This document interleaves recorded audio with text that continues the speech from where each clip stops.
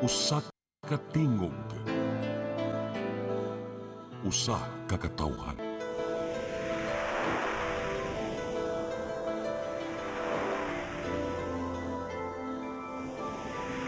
Cebu Catholic Television Network.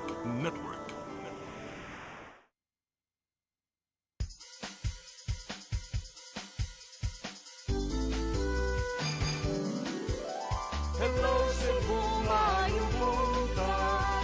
Nagsunta ang kahayan nga nagsugid sa matuod, nadagan sa panghitabo.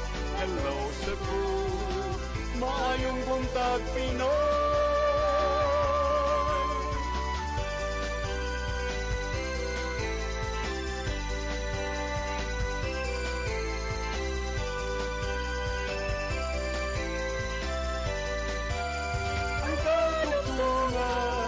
Sa mga katawhan.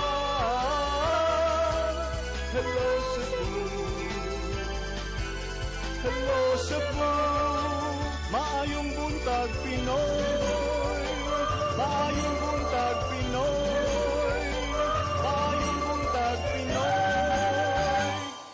Hello Cebu, maayong buntag Pinoy. Adlaw karon nga Miyerkules, petsa 11 sa buwan sa Marso 2026. Sa nga sa akong partner nga si Malu Inocando Tabar, ako si Attorney John Destacamento. Mangayo mig dispensa kay naawahita pagsugod karong buntaga tungod sa mga technical nga issue. Apan karon padayon na ta sa tong programa. Nya sa dili pa nato kontakon ang pag-asa para sa latest weather update ato sang ipadangat kining mga front pages sa mga nagkadaiyang pamantalaang lokal ug nasyonal. Atong sugdan sa Sunstar Cebu. Sa Sunstar Cebu, Palaces Fuel Stable, House backs tax cut. Sa Super Balita, lawas sa nagmotor naputol. Sa The Freeman, capital to LGUs, monitor prices. Some retailers selling rice at 66 pesos per kilo.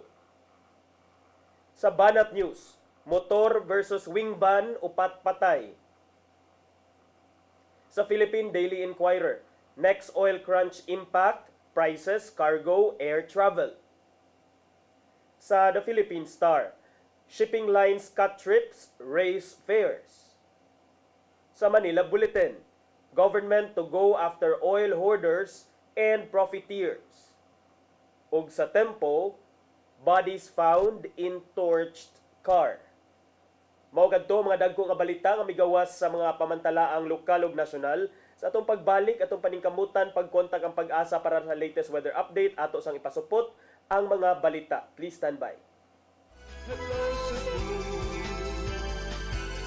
hello Cebu, maayong buntag Pinoy, maayong buntag Pinoy, maayong buntag Pinoy. Discover the beauty of the Philippines.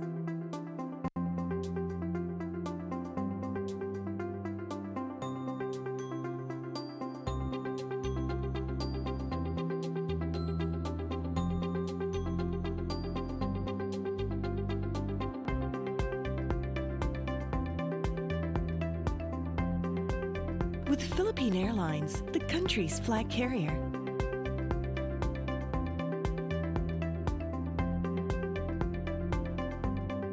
The airline that lets you feel the warmth of the nation.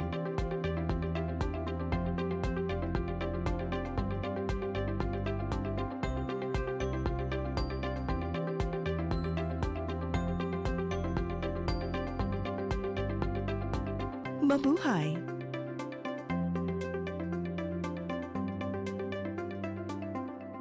Hello Cebu, hello Cebu, maayong buntag Pinoy, maayong buntag Pinoy, maayong buntag Pinoy. Balik ta sa Hello Cebu, maayong buntag Pinoy ug karon sa atong mga balita. Naguna sa atong mga balita karong buntaga, Department of Energy mi-inspection sa mga nagkadaiyang gasoline station sa syudad sa Mandaue. Kini pagsusi kung nasunod ba nila ang mga presyo sa produktong petrolyo. Ang kasayuran ni hatod ni Mary Rose Sagarino. Subay sa nagpadayong kagubot sa Middle East, nagkataas usab ang presyo sa produktong petrolyo sa nasod. Gani karong adlaw, gipatuman na usab ang laing hugna sa pagsaka sa presyo. Subay niini ang sakop sa Department of Energy ang niinspeksyon sa nagkadayang gasoline stations lakip na sa syudad sa Mandawi. We check the prices, and if they followed the prices na gi-indicate sa major companies, and also to check the inventory and if there are any unusual practices. Naghimo usab sila og inventory sa stock sa mga gas stations, nipahibaw og nihatag og guidelines kabahin sa anti-hoarding policies og proper fuel dispensing measures. Gihimug-atan nga mahimo ang gas station nga makabaligya og produktong petrolyo nga ipaagi sa drum apan kinahanglan nga nagsunod kini sa normal nga operasyon ug dili sobra nga mula pa sa sagad nga order o paliton sa customer. Tinguha sa Department of Energy nga suportahan nga magpadayon ang supply og patas nga ang tanan makapalit. Mary Rose Sagarino, CCTN News. Sa laing balita, mga modern jeepney operator sa Sugbo ni hangyo sa LTFRB 7 nga iapod-apod na sa labing daling panahon ang fuel subsidy alang sa mga driver. Giproseso pa sa kauluhan ang listahan sa 37,000 ka mga driver nga makapahimulo sa maong fuel subsidy. Ang kasayuran ni hatod ni Gia Navarro. Nakigpulong karong adlaw sa kadagkuan sa Land Transportation Franchising and Regulatory Board 7 ang grupo sa mga modern jeepney operators dinhi sa Sugbo. Kini aron ipadangat ang naangkong kalisod karong nagkamahal na ang presyo sa mga produktong petrolyo nga dala sa global crisis human sa gyera sa Middle East. Mato di Ellen Maghanoy sa Federation of Cebu Transport Cooperatives nga kinanang maapod na sa labing daling panahon ang saad nga fuel subsidy gikan sa gobyerno tungod sa nasinating krisis. Musang potinon sa limitadong oras sa biyahe sila mga modern POJ units aron makataginot sa krudo. Kami din sa Transport Cooperative, sa labi na yun sa member sa Federation of Transport Cooperative, among paningkamutan yun sir nga, mapadayon lang yapon nato ato ang serbisyo, nga hatod gyud yapon, makaserbisyo yapon ta sa ato ang mga publiko, isip transport operator dinhi sa Cebu. Susama usab ang kabalakang naangkon sa mga minibus operators dinhi sa Sugbo. Hangupon nino nila kung unsa man ang mamahimong intervention sa gobyerno aron dili na sila magkalisod og samot tungod ning krisis. Daghan na lang gani sa among meeting, daghan kay galit. Nalit kay gustong magsakay silang private car, gabaklay na lang. Mo nang nangalit in taon. Muna grabe gyud pagsaka sa presyo sa diesel. Mato di LTFRB 7 Director Abu Samin Matuan nga anana sa kapin 37,000 ka mga driver sa Central Visayas ang makapaymos sa fuel subsidy gikan sa kagamhanan. Giduso na hinuon kini ngadto sa ulohang buhatan ang listahan aron ipaubos sa proseso una pa maapod sa hingpit. For Region 7, we have a total of 37,744 list of beneficiaries for this fuel subsidy. Sana matoldukan na itong gera sa Middle East because it will definitely affect our transport groups as well as our commuting public. Dungan usab sa pasalig nga dili nila pasagdaan ang mga apektadong transport sector taliwa sa mong krisis. Gitunan pa sa ulohang buhatan ang hangtod 2 pesos nga provisional increase sa plitihan sa modern jeep o jeepneys. Maong mipahimangno si Matuan ngadto sa ubang mga driver nga dili magpataka og tubo sa plitihan karong wala pay gipagawas nga taripa gikan sa LTFRB head office bahay niini. Napagkasunduan last week was pag umabot yung presyo ng krudo sa 60 pesos. Then the agency will entertain the proposed provisional fare increase. And in the same manner, this regional office is still waiting for the instruction coming from the central office. Gia Navarro, CCTN News. Sa laing balita, planong pagpatukod og CBRT bus station atubangan sa Cebu Provincial Capitol Building susihon sa Provincial Board kung nahasubay ba sa heritage laws. Samtang napanglantawan ni Cebu City Mayor Nestor Archival nga maapektuhan ang gikatakdang pag-abli sa Cebu Bus Rapid Transit Phase 1 tungod sa nagpadayon nga krisis sa kalibutan. Ang kasayuran og balik si Gia Navarro. Gipaubos na sa pagsusi sa Cebu Provincial Board ang suwat gikan sa National Historical Commission on the Philippines bahin sa katukuran sa bus station sa Cebu Bus Rapid Transit at ubangan sa Kapitolyo.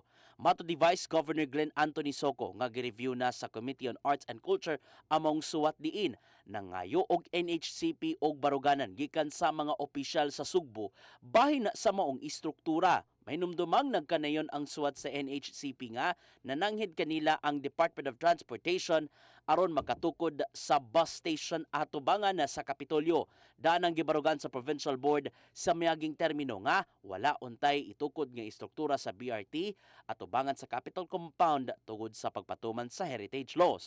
Apan tungod sa mong kalambuan, barugan sa mga bukal kung unsa man ang magkatarunganon pinasubay sa balaod. It can be viewed as there is really no approval on the stations that is to be built, that was proposed to be built in the legislative.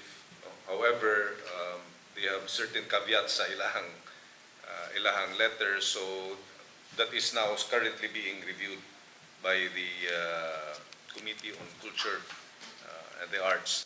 Apan bisan pa man, madayon ang pag-abli sa Cebu Bus Rapid Transit Phase 1 bisan og walay bus station at ubangan sa Kapitolyo. Ilabi na nga gituki sa managlahing habig unsa man ang mamahimong disenyo ingon man ang pagpwesto siyang bus station pinasubay sa heritage laws. Samtang nakita ni Mayor Nestor Archival nga posibleng maapektuhan ang gidakdang pag-abli sa mong mega infrastructure project ning buwana gumikan sa natagamtaman na karon nga global crisis. Paday ni noon ang coordination sa syudad ngadto sa Department of Transportation bahin sa schedule sa pag-abli sa BRT maong mag-agad sila sa mga makuhang updates kalabot niini. Ang DOTR ningon sila nga ganahan gyud nga ang presidente maoy mo dry run ni ana. So we are expecting, supposed to be we're expecting unta sa second week of March pero duol naman na kayo. Ian Navarro, CCTN News. Sa laing balita, ang Department of Agriculture mobaligya og bugas nga tag 20 pesos sa ang kilo didto sa syudad sa Mandawi apan ang makapalit lang maulang kadtong mga piniling sektor. Ang kasayuran nihatod ni Mary Rose Sagarino.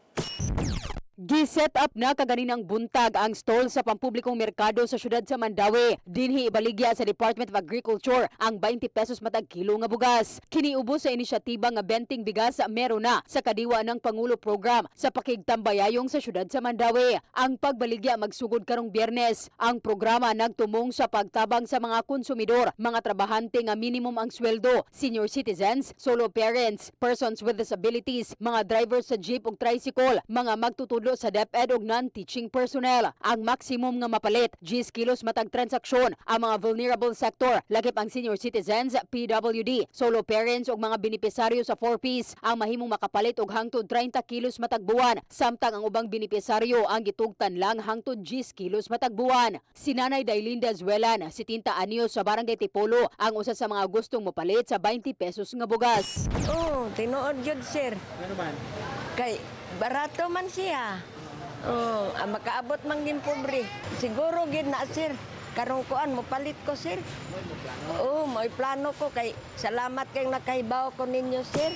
Gibutang ng daan sa kilid sa tindahan ang lista sa mga benepisaryo nga mahimong makapalit. Si Sheila Jaime sa Barangay Gezo ang usa sa misusi sa lista ug nang hinaot nga malakip ug makapahimo sa programa tungod apektado man ang tanan. Giangko ni Sheila nga sobra sa minimum ang sweldo sa iyang bana apan kini lang ang nagtrabaho sa ilang pamilya ug aduna usab sila'y anak.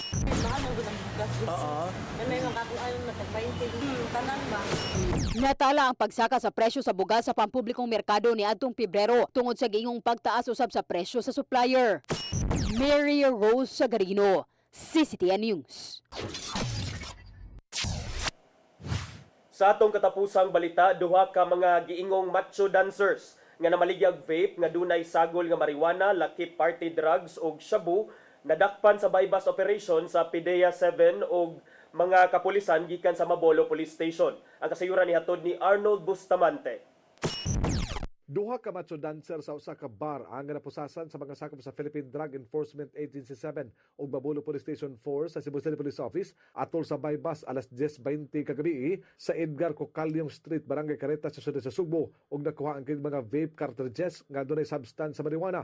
Si PDEA 7 Director Joel Plaza ila sa mga suspitsado nga silang alias JL, 29 anyos, nga may target sa operation ug alias June, 22 anyos, nga pulos mga macho dancer sa usa ka bar nga taga Sitio Ponce 1, Barangay Careta sa siyudad sa Sugbo. Nasakmita na mao nga mga suspitsado og upat ka mga disposable vape cartridges nga dunay sulod nga gituang tetrahydrocannabinol kun THC nga dunay gibug-aton nga 125 gramos nga mobalor sa 25,000 pesos. Lakip sa nasakmit ang usa ka pakete sa gituang shabu nga motimbang sa 70 gramos nga dunay estimated average market value nga 47,600 pesos og duha ka tableta sa lysergic acid diethylamide kun party drugs nga balor 3,400 bypass money og duha ka smartphones. Ang mao nga mga ebidensya na nakaron sa PDEA 7 Regional Laboratory alang sa himuon nga chemical analysis ug ang duha ka mga suspect gibalhog na sila sa detention facility.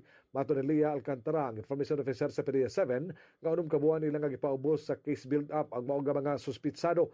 Kasagaran sila nga kliyente, mao nga mga customer sa bar din sila nagtrabaho. Gandam na ang tukmang kaso batok sa mga suspitsado nga ipasaka sa PDEA 7. Arnold Bustamante, CCT News.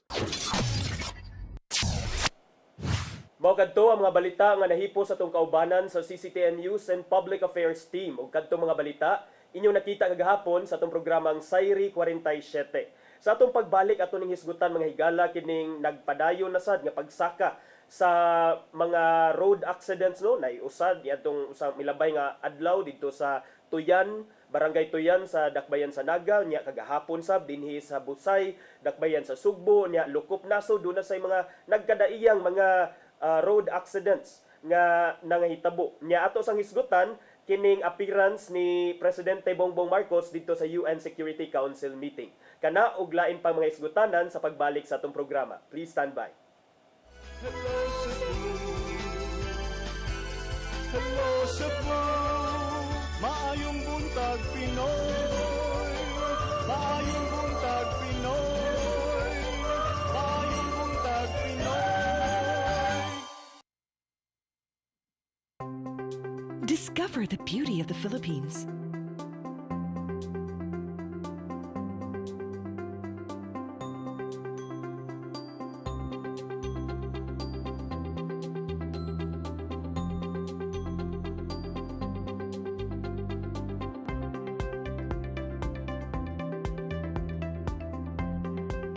With Philippine Airlines, the country's flag carrier.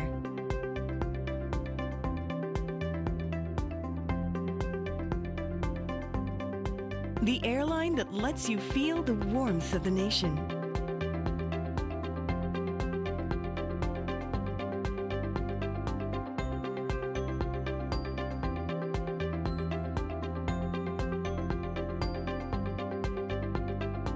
Mabuhay!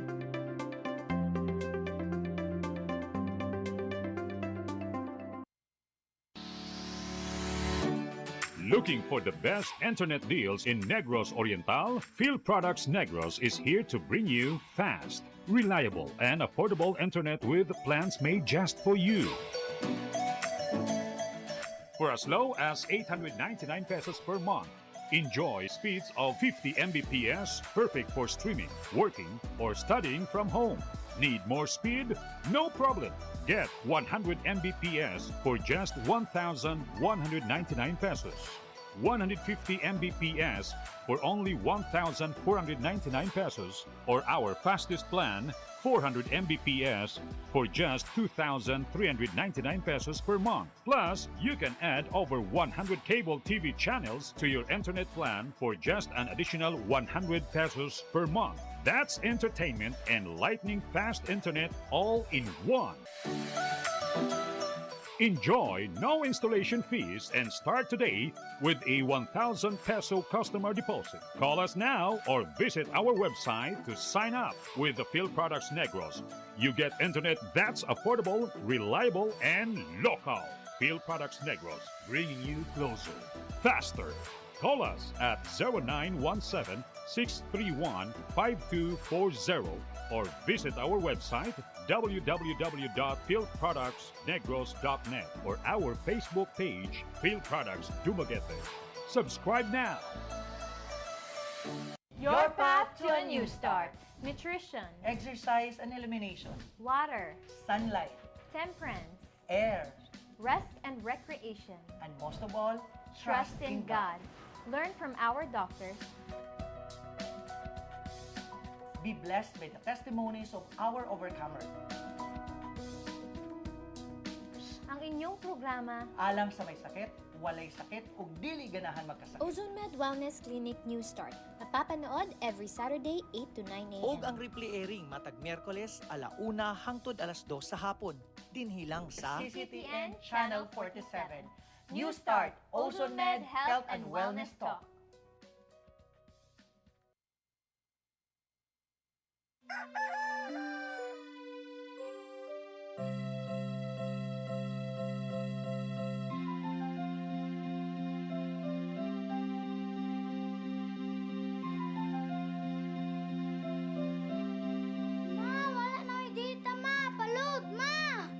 Sorry ma'am, na late ko. Nangita pa mong ko para internet sa kong anak ma'am. Ay wala na yung problema. Pag sinisibo. Sinisibo, sinisibo.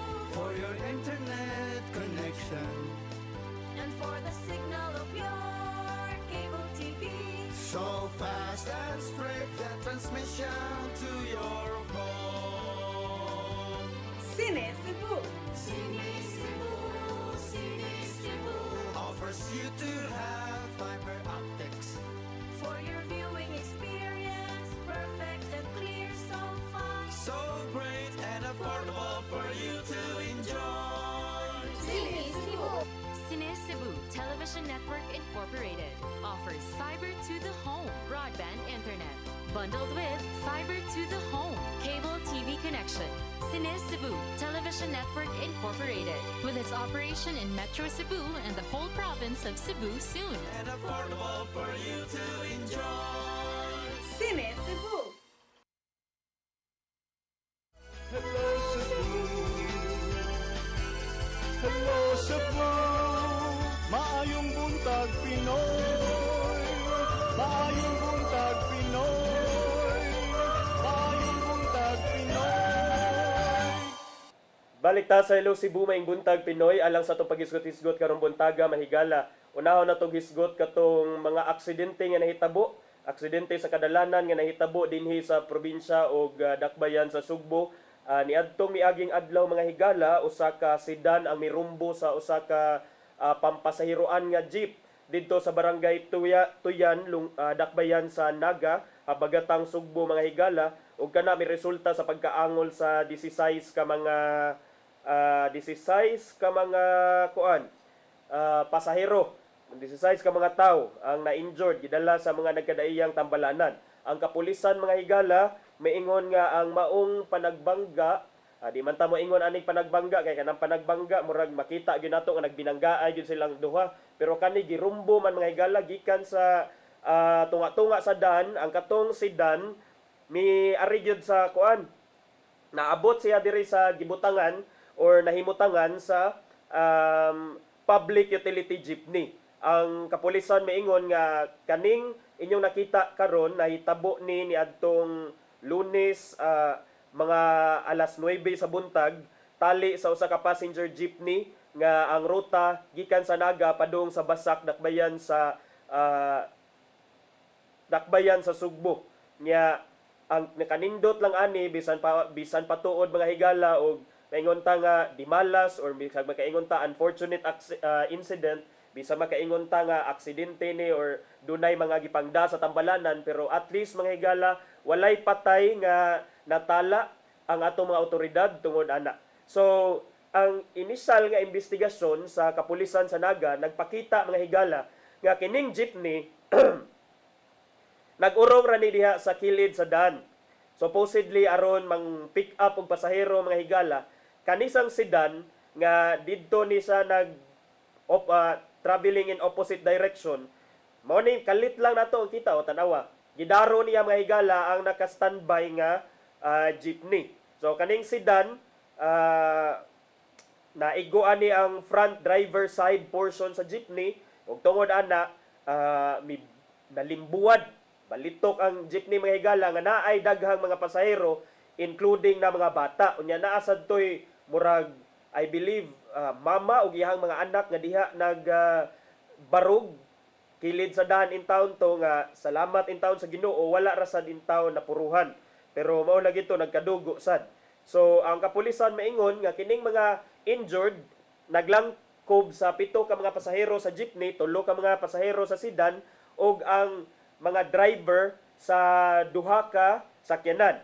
Pipila sab ka mga bystanders ang nakahiagom og mga pangos-pangos tungod sa kining paglimbuad lagi aning maong jeepney. Ang otoridad miingon nga 5 ka mga individual nga diha nagbarog tapad sa jeepney naigo sad tungod atong panghitabo.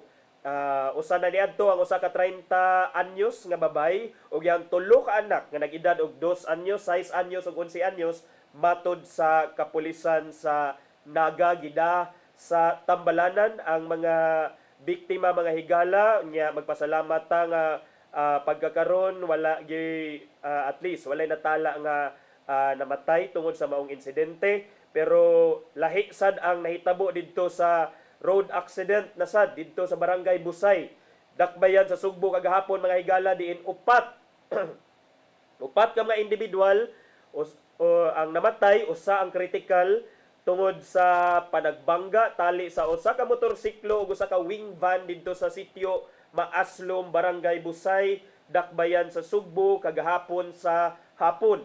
Ang mga nangamatay giila nga silang Jose Gakayan Jr. 26 anyos nga taga Barangay Malubog, Dakbayan sa Sugbo. Ayang duha ka mga pasahero nga silang Felix Vasquez 50 ug Erenia Lopez 60 nga taga Babagdos, Cebu City. Ang ikaupat ka patay mga higala na ilhan nga ang 49 anyos nga si Roger Soyman nga taga Tandag, Surigao del Sur nga maoy driver sa wing van.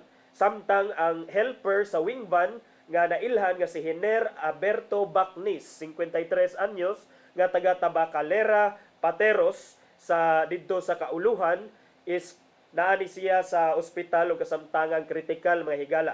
Base sa investigasyon sa kapulisan, ang insidente nahitabo mga alas 3 sa hapon mga higala. Ang kining motorsiklo padung ni siya ngadto mosaka sa padung ni siya saka diha sa may bukirang bahin sa Busay, samtang ang wing van padung sad sa Pakanaog.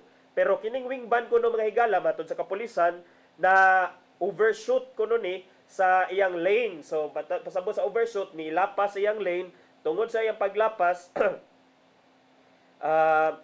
punta siya dito siya na abot sa lane sa motorsiklo ug tungod ato nabanggaan in taon ang gamay kay nga motorsiklo mo tong patay gid in taon ang tulo ka buok nga nagsakay sa motorsiklo. Ang wing van sad sa iyang bahin kay dahilion man lagi ni didto sa disubsob sa kilid sa daan unya didto mao'y hinungdan nganong ang kining iyang driver namatay sa dintaon mga higala samtang ang helper sa wing van nakahiagom nakasinati og mga seryoso sad nga samad og mga pangus-pangus sa iyang kalawasan gidana ni siya sa Cebu City Medical Center. Matud ni Police Colonel Franco Rodolfo Oriol sa CCPO ug sa Deputy City Director ni siya sa administration diha sa CCPO mga higala nga brake failure ang giingong hinungdan nganong nahitabo kining maong aksidente gahapon sa Busay. Matod kuno sa pahinante nga nakasurvive kay na-interview lagi tong ang helper nga padulhog kuno nila nawad-an sila og brake nya mao to nga may na lang gani nga siya nakasurvive pero luoy sa dintawon ang nahiaguman sa lain nga mga na-involve especially katong tulo in town unsa man in town ang bout sa magsakay og motorsiklo mga higala tali ang kung imong kontrahan og wing van. So kining mga aksidente sa kadalanan mga higala while ongoing ang investigation ani while wala pay maybe na siguro kaso nga gipang-andam ug dili lang ni mga isolated incidents lang nga dinhi lang sa Sugbo nahitabo mga higala even sa nagkadaiyang bahin sa nasod sa Pilipinas mga higala kagahapon, grabe, akong Facebook na puno og mga reels, na puno og mga content, halos tanan about aksidente sa kadalanan. So padayon tag magmatngon mga higala sa pag-drive, padayon tag magmatngon kung bisan pag di ta mag-drive, luoy yung taon kaayo, di ko maka take gani nga mutan-aw ani kay murag ngilo kayo tan-awon mga higala ang nahitabo, labi na nga nagkugos in taon ang inahan sa iyang 2 anyos nga anak nya napaintay laing duha ka gagmayng bata. So sa nimo ka pamilok mga higala diha sa karsada pwede gyud mahitabo ang tanan, pero salamat, dalaygon gyapon ang Ginoo mga higala, dalaygon ang Dios kay niining aksidente sa barangay Tuyan Naga bisag nag-involve nig daghan kay mga tawo, bisag nag-involve og mga bata. Salamat kay wa niya gipasagdan mga higala ang mga biktima in town. Muna atong pahimangno gihapon sa mga driver, sa mga even mga motorista o mga pedestrian, ordinaryo nga mga tao nga mogamit sa karsada mga higala, magmatngon kanunay, especially nga ang disgrasya dili magpahibaw unya sa usa ka pagpamilok, pirmi gyud ni usahay kung maabtan ta sa disgrasya murag wa gyud tahibaw. So nindot sad nga kay ning giingon nga brake failure man, so walay kumo sa pagmatngon. I think kana sa pagkuha nato sa lisensya, paglukat nato sa lisensya or pag-renew sa tong lisensya, pahimangnuan magyudtaan ng mga basic nga mga mga basic nga pambuhaton sa usa ka driver para sa iyahang drivean nga motorsiklo, di ba? Kanang brake failure, kung maingon tag brake failure, ambot ng sagka kung ang brake failure was already there even before he drove the wing van, or was it something that happened really as an accident while he was driving? Why katinuan mga higala? In the first place, wala na say makasultian na because ang driver namatay man sa in town. So mao na costly usahay ang kining mga aksidente, naot unta nga kining dili ni magpadayon mga higala kay ubay-ubay na gyud sa ato nang sige man tag hisgot diri no, so kan abli pagbukas ni ining tuig 2026, permita maghisgot diri sa tong programa ang Hello Cebu Maing Buntag Pinoy about aning mga aksidente sa kadalanan. So magmatngon ta, ilabi na gyud kitang mga mag-drive og mga sakyanan unya dayon way kumo sa magmatngon og sa pirmi naghuna-huna sa safety sa tanang tao nga mogamit sa karsada, dili lang sa mga driver but also sa mga pedestrian. Arita mga higala, mulabang tangadto sa national or even international, kagahapon dunay appearance si Presidente Bongbong Marcos didto sa United Nations Security Council, diin ubay-ubay ang nasagap sa ato ang mga membro sa media didto mga higala. O sanay ana is ang katong stance ni Presidente Marcos nga ang iyahang hugot nga baruganan nga dili na lagi mubalik og intra aning International Criminal Court or ICC ang Pilipinas. Human kini nga mibiya ang Pilipinas pinaagi sa administrasyon ni kanhi Presidente Rodrigo Duterte ni adtong 2019. So matud pa sa Malacañang niadtong Lunes mga higala nga walay plano nga mo rejoin kun mubalik pag-appeal sa International Criminal Court ang Pilipinas. Muna ang giingon sa Malacañang kay bawo naman ta mga higala ganong kini siya newsworthy ni sa atua kay because pagkakaron gitaral man didto sa International Criminal Court ang kanhi presidente nga si Presidente Rodrigo Duterte sa iyang giingon nga crimes against humanity tungod atong iyahang bloody war against illegal drugs. Pero matud pa sa Undersecretary sa Presidential Communications nga si Claire Castro mga higala nga nahinabi sa mga tigbalita nga ang si Presidente Bongbong Marcos wa man na usab ang iyang baruganan. Magpabilin yun nga di gyapon ta mo join aning ICC. We're not rejoining the ICC. So mana may higala nga ang baruganan sa Malacañang ug ang presidente, pero dali ni nga ni ani og batikos gikan sa pipila ka mga sektor no, sa mga lanog nga tingog nga mipadayag sa iyang kasagmuyo, sa iyang kasuko aning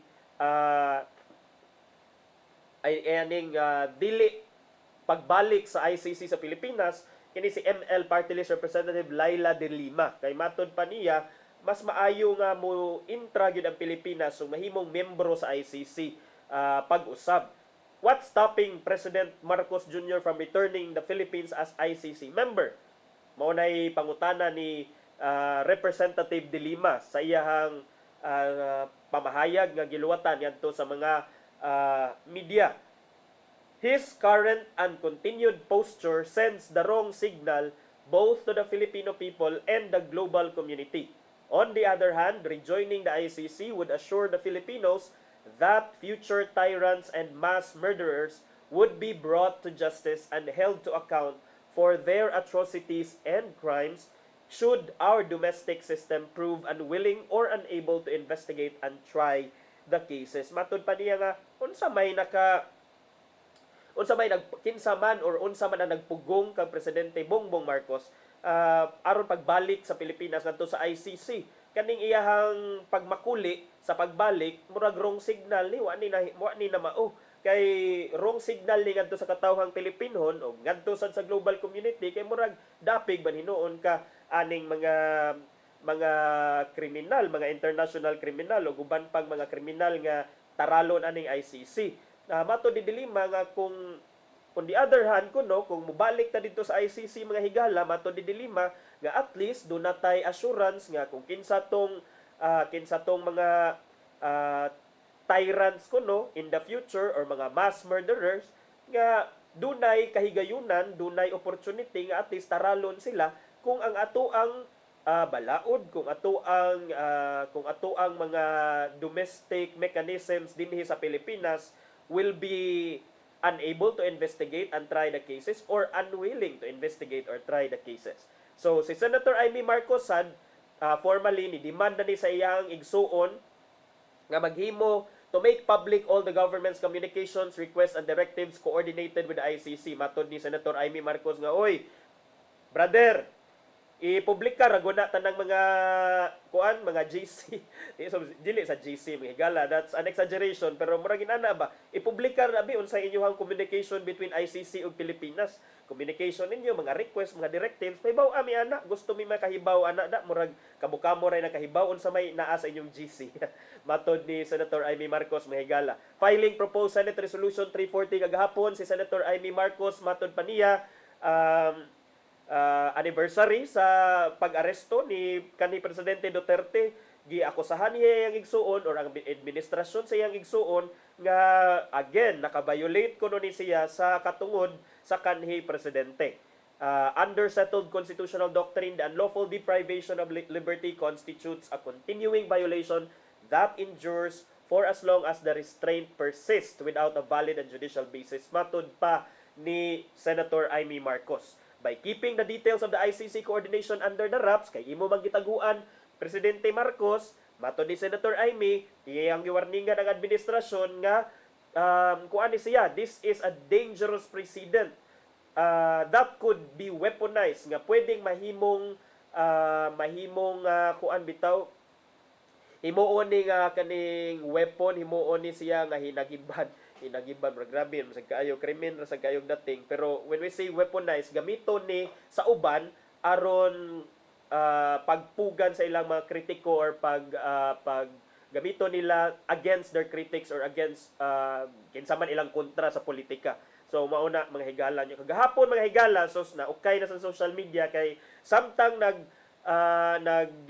tabi dito si Presidente Bongbong Marcos sa sa UN, kalit bito nagto ang iyahang what appeared to be sipon mga higala, and I'm not joking because this appeared or this came out in the news mga higala nga medyo gisipon ang presidente samtang nag-speech ngadto, pero dali raman sa dino oni nga gipahiran og murag okay ra sad kuno siya sitwasyon, murag na matod sa palasyo mga higala nga base tungod lang sa kabugnaw kay I think diin man ni ang UN Security Council meeting at usan tan-awon kun diin medyo basig bugnaw didto wherever they are nya gikan man ni sa kuan mga higala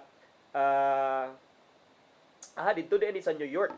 Okay, dito sa New York sa Estados Unidos unya mo na ang gi-explain sa mga kuan mga higala sa palasyo ni Claire Castro, Undersecretary sa Presidential Communication, nga basig na bag-uan sa panahon si Presidente Bongbong Marcos. Pero dili na lang kay tamudwel anak mga higala, kay kitang tanan naamag yung time nga sipunon ta.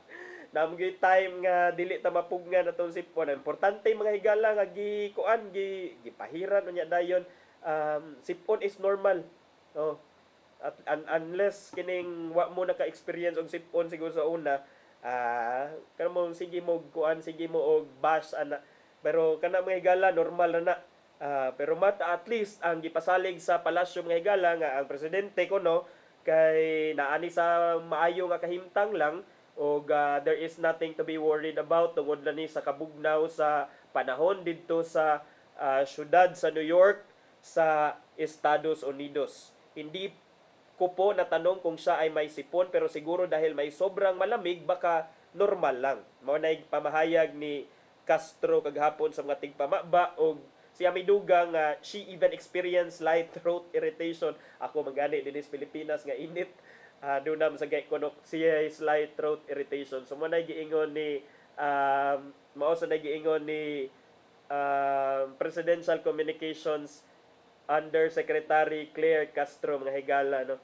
So mao na kagahapon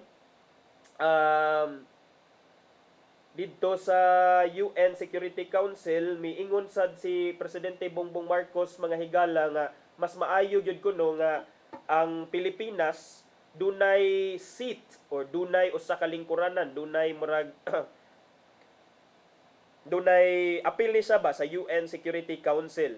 Mao ni ang iyahang gi-reiterate kagahapon dito sa New York, nga matud pasad ni Castro mga higala, kani si Presidente Marcos nakig meeting ni siya ni UN Secretary General Antonio Guterres sa UN headquarters dito sa New York nya. During anang mao nga panagtagbo ni Presidente Bongbong og ni UN Secretary General Antonio Guterres dito sa headquarters sa UN sa New York, ila kunong nahisgutan nga kining plano or kining bid, kining kagustuhan sa Pilipinas nga makakuha og usa ka lingkuranan diha sa UN Security Council.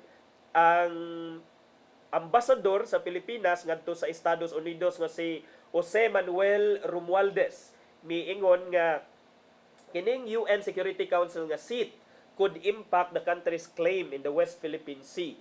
Matud pa ni Castro dihang nahinabi sa mga tigbalita nya kining matud sa ni Castro nga it's not all about us, it's all about everybody. Kung anumang bansa ang may kinakaharap patungkol sa peace and security, kailangan pong madinig din ng Pilipinas kapag naging miyembro po tayo ng UN Security Council, dahil ang boses na ito ay maaring makapag-ambag para sa pandaigdigang kaligtasan. So, muna, tanaw sa nato mga higala kung makakuha tag sa kalingkuranan diha lang sa UN Security Council, kay I think kining UN Security Council mga higala powerful ni sila because during in times of war, in times of nay mga atake sa usa ka nasod nya dayon magbutar man ning UN Security Council sa ilahang mga measures kung unsay maayo nga buhaton. So mao na, in that respect, dunay power nga gihuptan sa ng UN Security Council. That's only one of the powers of the Security Council. So mao na ang pangindahay sad ni Presidente Bongbong Marcos matod ni Jose Castro nga may sad unta nga makakuha ta diha, makalangkat ta diha og usa ka lingkuranan sa UN Security Council. Okay. So mao na mga higala, usa pa may mga dagko kagahapon nga mga panghitabo, no. So well, kaning sugod na ang 4-day work week sa uban nga mga opisina sa gobyerno, pero murag na ako'y nailhan nga mga maestra o mga estudyante nga nagyaw-yaw kay ngano kuno wa sila na appeal nga gusto man kata nga mag-save og fuel, gusto man kata mga daginot sa gasolina o krudo, o ngano di man ninyo apelo ng mga estudyante. nganong kamo-kamo ra may mag 4-day work week scheme. Kay kini mga higala tungod kay sa pagkakaron ang mga maestra way labot ani mga maestra ang kining 4-day work week with in-depth para na ni sa mga administrative nga mga offices, sa mga opisina ra ni siya. Way labot ang klase sa pampubliko nga mga eskwelahan. So kung ang mga sa mga eskwelahan karon 5 gihapon ka adlaw sila moadto, inyong mga anak 5 gihapon ka adlaw, Lunes hangtod Biyernes. Ang mga maestra sad Lunes hangtod Biyernes moadto gyapon sila sa eskwelahan. Pero wala murag counterintuitive siya sa ako kay kung gusto ta nga maka-save og fuel nya pilam na ka estudyante base sa report last week sa Department of Education na ako no sa 24.9 million ka mga enrollees, ka mga estudyante ang nagpa-enroll para sa school year 2025 to 2026. So i-round off na lang nato 25 million ka mga estudyante nya plus pa ang mga maestra o di kadaghan anak mga higala nga mo travel ngadto padung sa eskwelahan kada adlaw nya kung gusto mo ka ta magdaginot nya maingon sad mo nga attorney ingon na ba ka sa una nga di ka gusto mo absent ang mga estudyante kay para na sila makatunan kay tungod sa ilahang failing declining proficiency o tinuod man ang mga higala pero ang atoa is naamang gyoy kato inlight mangud to sa ako ang giingon nga katong ni host ta og ASEAN Tourism Forum, which for me dili siya justified, but kini magud mga higala, this is another situation altogether kay ngano man mga higala ang atong gihisgutan diri kay kuan naman ni siya. Atong gihisgutan diri is krisis sa tibuok kalibutan, gubat, gira, unya nagkamahalang palaliton, so dili ra ni siya ingon nga natay gi-host nga something. So naadyoy enough reason, na dire reason nganong kinahanglan ta mag-implementar og mga inani nga mga measures og hinaot pa nga maminaw sab ang ato ang mga otoridad na sa katungdanan nga kung gusto sila, kung legitimate ang ilang gusto sa pag daginot og consumption sa fuel, then di apila ang mga estudyante kay 24.9 million mga estudyante ang mga nagpa-enroll last year for school year 2025-2026. I think dako kay na nga pagdaginot. But also make sure lang sad nga kanang Friday kung himuon na siya nga class from home or himuong modular nga nagtrabaho sad na gyud ang mga maestra ug ang mga estudyante naa sa gyud nagkatunan kay kana okay ra man na kung class from home or distant learning pero make sure nga doon na sad tay mga measures in place aron masiguro nga wala sad na hamper ang edukar nato sa atong mga kabatanunan. Og niining tungura napupos natong oras dinhi sa programa, milapas tag gamay sa alas 9 kay ato ang timbul-timbulan ang oras nga gikaon kaganina tungod sa atong technical problem. Pero ning tungura ato sang sayran ang giandam ni Tatay Dodo nga pulong og kinabuhi.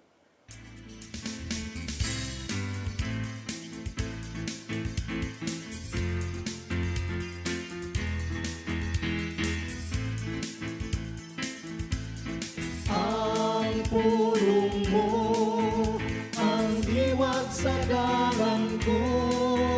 Ang tao nga muhatag siyang kinabuhi kang Hesus may kausaban gyud nga mahitabo siyang kinabuhi. Usa nini mo ang iyang pagkontrolar sa iyang kasuko. Kitang tanan anahan ini maong tawhanong pagbati. Ang pagsunod kang Hesus nagpasabot nga maningkamot usab kita na musunod siyang kinaiya. Siyang pagkamapaiinobsanon o sa iyang malumong kasing-kasing. Sa Efeso 4:26 nagaingon, kung masuko kamo, bantay nga dili kamo makasala. Ug ayaw palungtara ang inyong kasuko sa tibok adlaw. Sa matagi gayon nga ikaw masuko, kini maghataw dili mayong resulta. May mga balatian nga masakitan. Labaw sa tanan, maghatag kini kadaot sa imong panglawas. Kay kini may direktang epekto sa panglawas sa tao. Sa Santiago 1:19 ngadto sa 20 nagingon, timanay kini, minahal ko mga igsoon, kinahanglan nga kamong tanan andam sa pagpamati. Apan, dili madali-daliwon sa pagsulti ni dali masuko. Busa pangayowa sa Ginoo nga magkalingkamas ka ining negatibong pagbati. Maigsoon, mo kini ang pulong nga naghatag og giya sa atong kinabuhi. Pagampo kita. Sa ngalan samahan sa Anak sa Espiritu Santo. Nagitong Amahan, pasayloa kami sa mga higayon nga nagdala kami sa mong kasuko. Gusto na mong isalikway kini mong datang na kinaya. Tabangan kami sa mong mga pagpaningkamo. Kining tanan namong gipangayo pinagi sa mong bugtong anak si Jesucristo. Amen. Samahan sa Anak sa Espiritu Santo. Ang pulong mo, ang diwat sa ko.